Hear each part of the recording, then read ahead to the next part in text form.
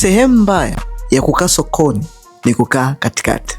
Mara zote kinachomata sokoni ni position uliojiweka. Iko hivi, kuna layer 3 sokoni, namna gani ya kuweza kujiposition ili kupata wateja wa aina gani. Kuna layer A, B na C. Kundi C ni kundi la aina ya watu ambao wao wananunua kwa sababu ya hicho kitu kinaenda kuwafanyia nini. Kundi B ni kundi la watu ambao wananunua kutokana na price ama bei utakayoitaja ya product. Alafu kundi A ni kundi ambalo la watu wanaonunua kutokana na brand ya product husika. Kundi baya kabisa ambalo unaweza kukaa na kujiposition ni kukaa kundi la katikati. Unakuta mtu anasema mimi bwana nataka ni balance kati ya watu wa juu na kati ya watu chini. Kwa hiyo yeye anachoangalia ni price. Faida na hasara zake zipoje? Ukichukua kundi C, hawa ni watu ambao wao wanachojali ni hii kitu kitafanya kazi. Twende. Kwa mfano, watu wanataka kununua mic.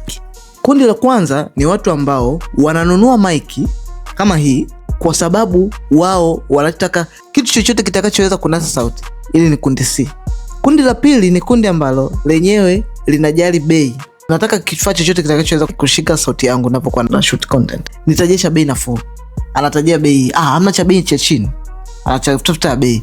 Yeye anajali kuhusu bei, hajali kuhusu kazi. Alafu kundi A ni watu ambao wao wanajali brand. Kwa mfano, mimi nataka Hollyland. Na Hollyland nataka iwe na nembo kwa sababu nikienda kushoot lazima hii nitakuwa nimeivaa muda wote, nataka nembo ya Hollyland. Kwa hiyo huyu mteja yeye anataka brand husika. Sasa hii faida yake ni nini? Hasara kwa mfanyabiashara ni kwamba ukitaka kukaa katikati ubalance bei, siku zote atatokea mtu ambaye anauza product yenye quality ile ile kwa bei ya chini. Kwa mfano, wewe utakuwa uko mmoja au wawili mnafanya biashara yenu, labda Sinza, Morocco au Posta. Itatokea kampuni ambao ni kubwa, wao hawana tabu kuchukua kifaida kidogo kwa sababu wanauza mzigo mkubwa. Wewe uko peke yako, mko wawili, mko watatu, na mnategemea faida mtakayoipata ndio ikuze biashara yenu. Kwa hiyo price mtakaochaji nyinyi ni price kubwa kuliko hawa wenye kampuni kubwa ambao wanaweza kuchaji price ndogo kwa sababu wana uwezo wa kuuza. Tena wanaweza kukuzunguka hata mara 10 japokuwa wameuza bei ndogo kwa sababu wanafanya volume kubwa. So ukikaa katikati, tegemea siku zote kupata competition na utavurugikiwa, utachanganyikiwa akili.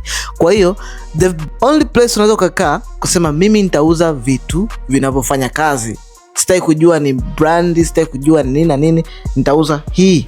Na ukitaka kujifunza zaidi kuhusiana na namna gani ya kujiposition sokoni, comment neno course, nitakutumia course maalum ambayo nimefundisha vizuri kwa kina nini cha kufanya unavyoingia sokoni kwa mara ya kwanza.